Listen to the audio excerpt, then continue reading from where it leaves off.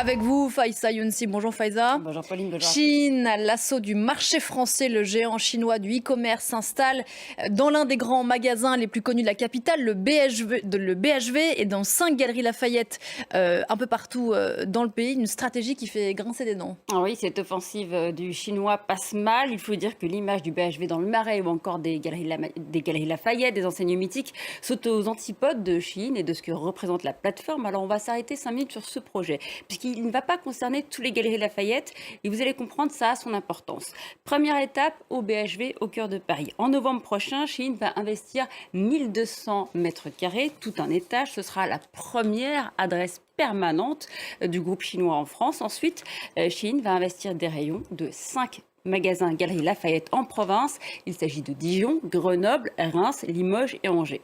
Ça, c'est un tournant pour Chine, en fait, puisque la plateforme de vente à bas prix sur Internet, c'est même une première mondiale, puisque dans aucun autre pays, Chine n'est présent physiquement. L'enjeu est important. Le marché français pèse lourd pour la plateforme. Elle est le premier vendeur de mode devant H&M. Plus d'1,6 milliard d'euros de chiffre d'affaires en 2023. En croissance constante, Chine fait partie de notre quotidien. Plus d'un Français sur 3 a déclaré avoir acheté au moins un article sur Chine en 2024, selon une étude qui a été réalisée par l'Institut français de la mode. Mais ça coince.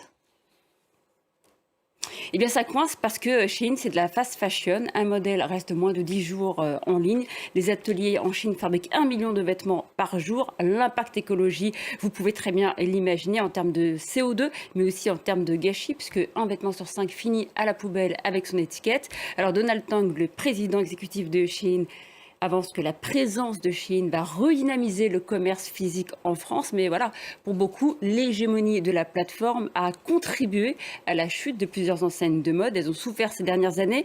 La mode a perdu 14 000 établissements, 47 000 emplois entre 2013 et 2024.